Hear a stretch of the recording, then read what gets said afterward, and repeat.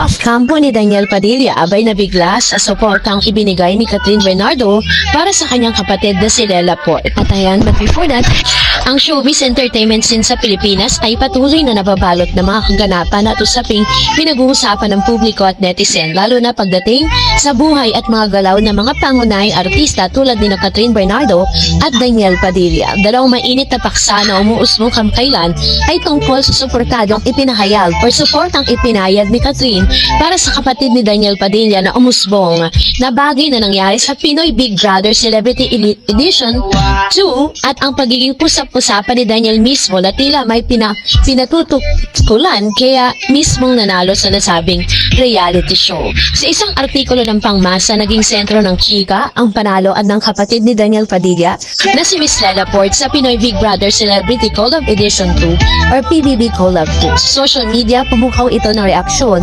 hindi lamang mula sa mga fans si Lela, kundi pati na rin sa mga taga-suporta ni na Daniel at Catherine. Ayon sa ulat, maraming netizen ang nagbigay ng kanilang opinion tungkol sa pagkapanalo ni Lela. May mga nagsabing ang kanyang pagkapanalo ay dahil sa suporta ni Daniel Padilla at ang kanilang ina, si Carla Estrada. Argumentong nagdala ng iba't ibang opinion at discussion sa online community. May ilang fans si Catherine at ng dating love team ni na Catherine at Daniel na kilala sa tawag na Katya na nagsabing dapat ay hindi na nila pinakialaman ang resulta ng PBB at ang pagkampanalo ni Lela dahil wala naman silang direktang kontribusyon dito. Maraming comments na binanggit na hindi umangat sa trend ang pagsisikap ni Lela at naibandera pa ang ibang nanalo sa iba pang edisyon o programa. May mga netizen na nag-react na dapat ay pinangalagaan nila ang kanilang sariling fanship at privacy sa halip na makasawsaw sa mga kompetisyon o saan wala silang control o ambag. Ang suporta ni Carla Estrada, girlfriend ni Daniel Padilla, kay Lela itinanggap din ng ilan at ito ay naging dahilan para mas lalo pang mapag-usapan ang kabuuang dynamic sa pagitan ng pamilya at mga kilalang personalidad na may kinalaman sa kapwa nila artista. Dahil sa pambabash at intense komento sa social media, naging aktibo si Carla Estrada sa pag-apela sa publiko na maging patas at respetuhin ang magkabilang panig. Ayon sa kanya, mahalaga na kahit gaano man kainit ang emosyon ng mga tao sa isang usaping pinagdadaanan, mas mainam pa rin na magkaroon ng maayos at produktibong discussion at hindi pagkawaybay sa isa't isa. Bagamat hindi direktang binanggit sa ulat na mismo salita ni Catherine tungkol sa issue, kitang-kita na ang fans ng aktres at pati na rin ni Daniel Padilla ay na-involved sa discussion. May mga nagsasabing maaaring ito ay senyales ng damdamin ng publiko hinggil sa mga stronger personalities at kung paano nila tinatanggap ang mga bagong artista o kapamilya nila sa industriya. Sa kabilang banda, isang trending na phenomenon ang naging usap-usapan tungkol kay Daniel Padilla ngayong huling bahagi ng PBB Celebrity Collab Edition 2 Big Night. Ayon sa mga komento sa social media at iba pang online platforms, mas marami ang nagkulat at nagtala tungkol kay Daniel ang kanyang mga aktibidad at galaw kaysa sa mismong resulta ng PBB Winners Night na ginanap noong Feb 28, 2026. So, sinasabi ng ilan na big night ito, this is gonna be the night for Lela Porte, pero parang nakuha daw or inago ni Daniel Padilla ang spotlight na ito. Marami ang nagsabing hindi gaanong sumikat ang topic na PBB Big Winner sa social media tulad ng inaasahan at mas nauna pang pumutok ang usaping personal na may kinalaman kay Daniel Padilla imbes na kung sino ang nanalo sa reality show. Si Daniel ay regular na pinapansin sa mga social media platform maging sa mga fans, posting at iba pang fan content tulad ng mga clips at memes. May mga ganitong post ay madalas sa pumukaw ng post at reaksyon na nagiging viral dahil sa dami ng fans niya. Matapos ang pagkakahiwalay nila ni Catherine Bernardo, marami pa rin ang interesado sa buhay ni Daniel, mga bagong posibleng projects niya at kung paano niya hinaharap ang kanyang career at personal life. Kahit sa mga hindi direktang kaganapan tulad ng pagiging kasamang nanonood o pakikialam sa mga events, agad itong naging usap-usapan.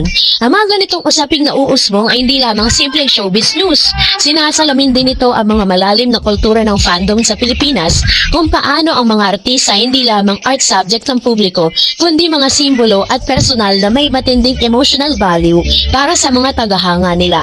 Ang fandom Mayroon pa isang malakas na impluwensya sa pagpapalaganap ng mga trending na usapan mula sa social media post hanggang podcast mention sa reaction videos, pati na rin sa mga memes at threads sa Reddit, Twitter, TikTok at iba pang mga platform. Ang damdamin ng fans ay maaaring mag-drive na perception ng publiko at kung paano tinitignan ang karera o buhay personal ng mga artista. Hindi lahat ng reaction ay positibo. May mga netizen na nagsasabing ang pagiging sobrang invest sa buhay ng artista ay may hangganan at dapat magkaroon ng mas mature na pagtingin sa kanila bilang tao at hindi lamang bilang celebrity.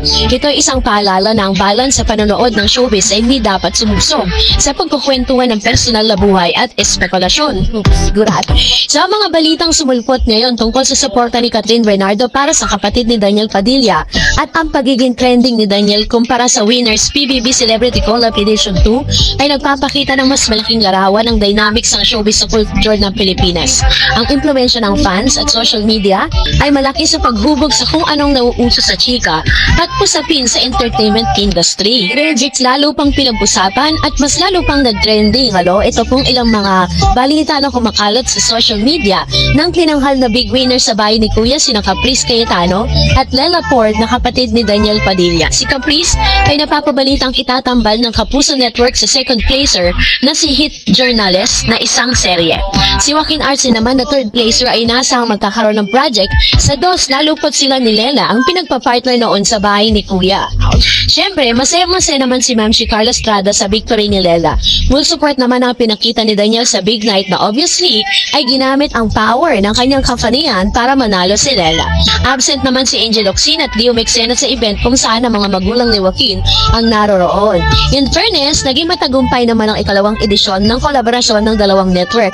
Speaking of Lela, gaano nga ba katotoo itong tweet ng isang bubuit na sinusuportahan daw ni Catherine Bernardo ang kandidatura ng kapatid ng kanyang ex? Noon kasing magpunta ang Katniel ay close na ang actress sa siblings ni DJ. O diba kahit iwalay na sila, may connect pa rin sila. So ito pong ilan sa pinapakalat ng mga netizen at ilang mga Katniel fans na parang meron daw ginagawang parang suporta, silent supporters for silent support na binibigay si Catherine na bagay na wala naman tayo makitang any evidence with regards to that. So that's it for today. For more videos and updates, please don't forget to like and subscribe, and please don't forget to follow my Facebook page, Dar Eds TV and Dar Eds channel. God bless everyone!